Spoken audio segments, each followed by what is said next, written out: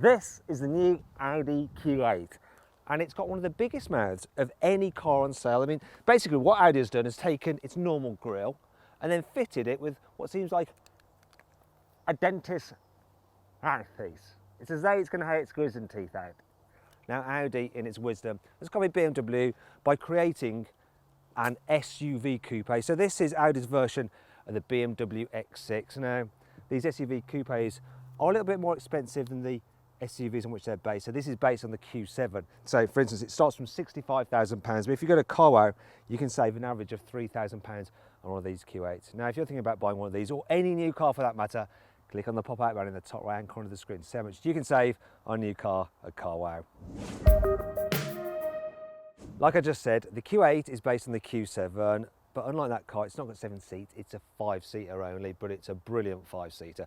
For starters, it's dead easy to get in because you've got these huge rear doors. Now, that does make them a bit hard to open in tight spaces and you might end up banging other cars. It'd be bad, but makes it dead easy, like I say, to get in and out. Look, there's loads of room and the seat is just at the perfect height for you to sit on too, so it shouldn't be too hard for elderly relatives or kids to get into the back, like in some tall SUVs. Now, if I just shuffle across, I can show you how much room I've got here. So headroom, that's all right, look at that.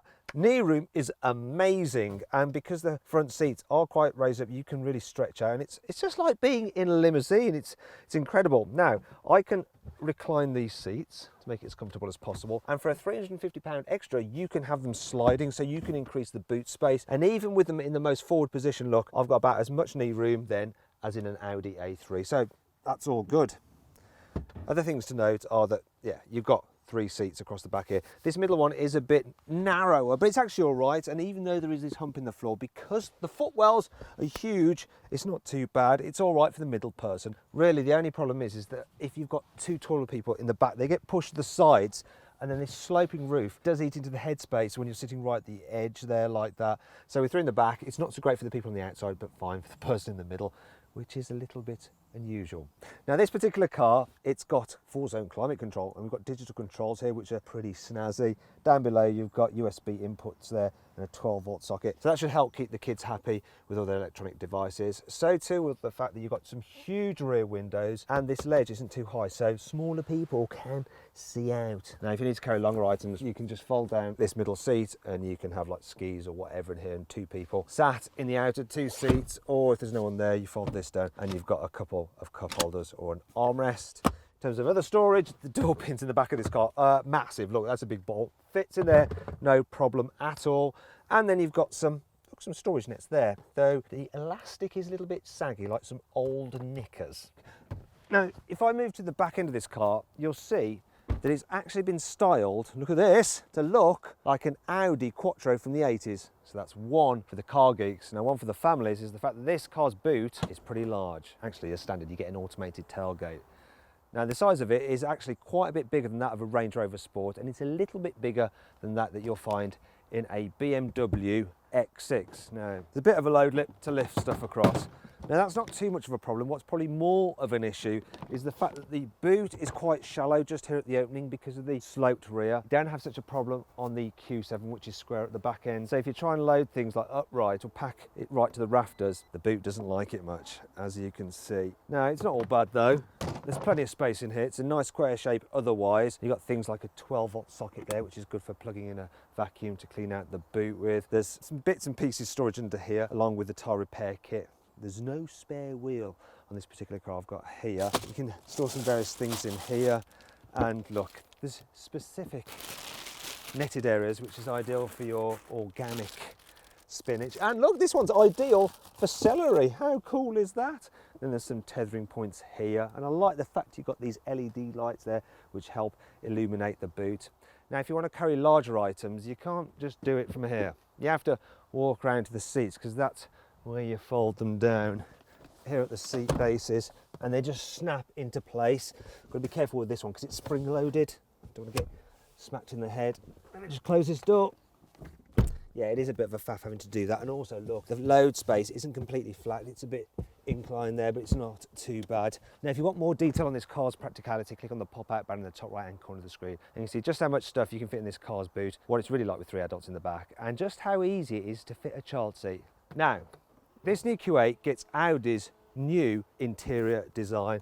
So it has a nicer dash than in the Q7. So it's very similar to the one that you get in the A7, and it looks absolutely lovely. So everything feels very high quality. There's no rattles or movement in the trim, and I really like the damped effect of this armrest. Feels like an expensive car, and it should do too, because it is quite expensive. Now, this particular one I'm sat in has leather upgraded here on the doors, and more importantly, here on the dash. It makes it feel like a premium product. The only problem is you have to pay for that. So that upgrade will cost you £3,000. And in case you're wondering, you could buy 5 fully grown live cows for that much money. I know that because I looked it up. I was thinking of getting one as a pet.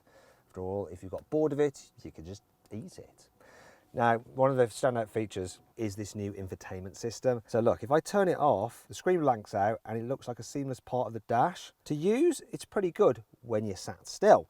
So it's a touch screen, but it clicks and it vibrates like that when you press a button. So you know you've definitely pressed it. It's quite easy to swipe through the different menus. Now down below is another screen which controls all things like your climate control, your heat seating and cooling if you've got it. So that is pretty easy to use as well. The issue comes when you're driving along. So older Audis have like this swivel wheel which you can control, so you can just hold the wheel and operate it while you're driving. This, being a touchscreen, you have to look down, and because the climate controls aren't just like a button, like a volume button, you can quickly swivel, it's harder to operate it when you're driving. Thankfully, you can operate most of the stuff on the top screen here through the digital driver's display, so you can scroll through different settings and menus, the navigation, your phone, the radio media system. You can also change the views as well, and have full widescreen satellite navigation, which is very, very cool. I like that. So you're better off using that while you're driving. Now, if you want full details on this car's infotainment system and for another look around the cabin, click on the pop-out banner in the top right-hand corner of the screen to watch my detailed infotainment review. I've just noticed something a little bit annoying, something that's very an Audi. This gap here. Look, you can, I don't know, maybe it's there to store your credit cards. I think it's something to do with the fact that the screen has to vibrate. What I can't complain about though is the seating position. So there's loads of adjustment in it. If you're a basketball player, you're gonna find enough room in this car. Look at that. I can't reach the pedals now. And if you're super short, you're gonna be all right as well. Though there is one thing to watch out for though. This sloping windscreen does mean that if you like to sit at very, very close, you're gonna be a bit close to the roof line. Other than that though, it's nice. And you can also get electric adjustment for the steering wheel. Thing is, that is a £400 option, and you're probably going to set it once and not really use it again. So what a waste of money that would be. Speaking of kit, all models start the S-line trim, and you get lots of kit as standard. You get 21-inch alloy wheels, all LED headlamps. You get leather and Alcantara seats. The seats in this car are actually the upgraded sport seats. These are £2,500. And I've noticed 2 problems with them. One is the fact the headrest is integrated, so you can't alter it at all, and it blocks the view somewhat for the people behind, a bit more so than the normal seats. And on this particular car, well, it's got these side bolsters that squeeze you into place using air bladders to hold you firmly when you get in. The air bladder in this one seems to have broken. It's a little bit deflated. I haven't seen that before in one of these cars, so hopefully that's a one-off, but it's not great, is it? Anyway, moving swiftly on to storage, something better. Got a big glove box. There's cup holders there, and they are big enough to hold a coffee cup as well. And we've got some huge side door bins, look, very large as well. Plus there's a little bit of extra storage down here, and it's felt lined, so whatever you put in there doesn't rattle about. Good place to hide your mobile phone and then totally forget about it and think that you've lost it. Hopefully I'll remember that's there. If not, please remind me in the comments below. Now then, it's time for the CarWow 5 annoying things about this car. The rear windows don't go down particularly far. It's barely halfway. That is it. That is literally it. This car has the fakest of fake exhaust, as I'll illustrate now with a rather large CarWow stick of truth. Look at this. Enough said. Well, the voice commands can understand normal-ish speak, such as, take me to McDonald's. I'll search for McDonald's nearby. Cool. The only problem is that what you can actually say is still very limited. For instance, it's just like sat-nav radio stations and the temperature up and down. You can't do things like the heated seats or anything more clever than that. It's a bit disappointing, really. Well, this load cover is very easy to operate. and simple to remove, plus very light. Unfortunately, there's nowhere to store it in the car when it's not in use other than in the boot, taking up space. For some reason, you can't assign the driving mode selector to this little shortcut button on the steering wheel like you can in some other Audis, and you really want to in this car because the drive select modes are actually down here, and as they're part of the touchscreen, you can't really feel where they are. Why did you do that, Audi? It's really annoying. Don't worry, there's still plenty to like about this car. Here's the carwow 5 cool features.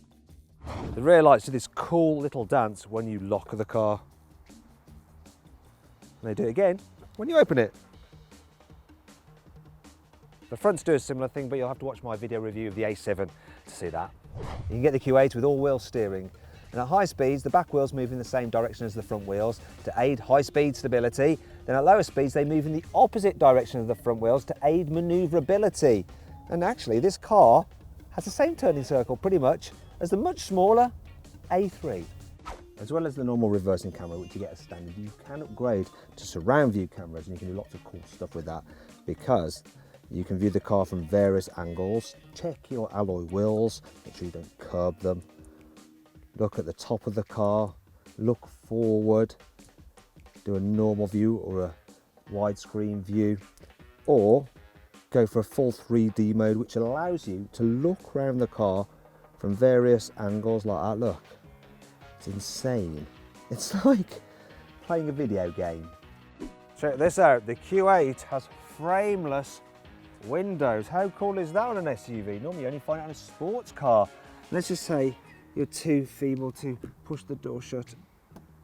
Don't worry, it's got self-closing. The Q8 has air suspension as standard, and you can lower the boot height by pressing a button in the boot, which is handy. So that makes it easy to load heavy items into the back, and it's also good if you've got an old dog and you don't want it to have to jump down too far to get out. Woof. Now, it might be a big car, but this Q8 is very easy to drive in town. So you might not sit quite as high as you do in something like a Range Rover, but the view out is still pretty good. This car's steering is so light. I mean, look at that. I can do it with my fingertips. If you're trying to do U-turns and weave around things in town, that's great. And of course, if you've got the rear wheel steering, then it's super easy. I also like the suspension. So the air suspension is super comfy over bumps. I mean, it just irons them out in the road. Even though this car is riding on 22-inch wheels. One thing I'm not so keen on though is the response of the automatic gearbox. So let's say you see a gap in traffic, you floor the throttle to make it. That was a 2 or 3 second delay. It's insane, it's just gonna leave you floundering. Now you can of course put the gearbox into sports mode, and it does make it a little bit more responsive, but not by much. Still, once you are up to speed, this gearbox does blend the gears together pretty well.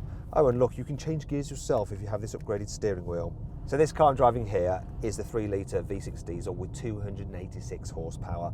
You can go from 0 to 60 in about 6.3 seconds. It does make a bit of a rorty sound. It's a bit diesel-y in the noise that it makes. However, this engine does have a 48-volt system rather than the normal 12-volt you have with most cars, and that means it's got mild hybrid technology. The car knows when you can coast, and it will vibrate the accelerator pedal to encourage you to lift off the pedal, and then the car will just freewheel, and that helps it save fuel. Also, the stop-start system can cut the engine before you come to an actual stop, and the combined effect of that is improved economy apparently. So what am I getting out of this car?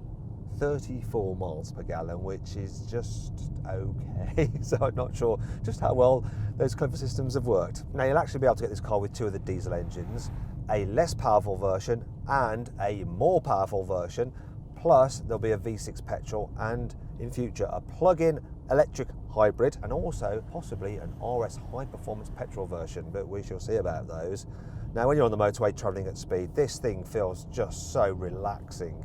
It's very, very quiet in here. Also, it's super planted, feels really secure. It's a bit like a prop forward, and you can make it even better as well if you have the semi-autonomous driving system. I think it's called the Tool Pack.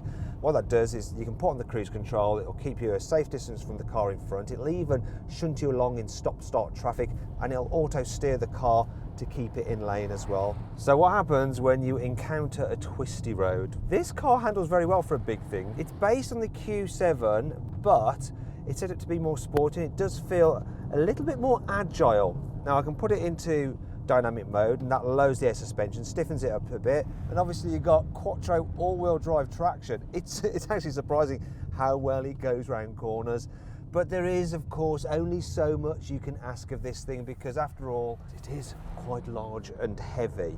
One thing you can ask of it though is to tow up to 3.5 tons, which, yeah, if you're into that kind of thing, it's impressive.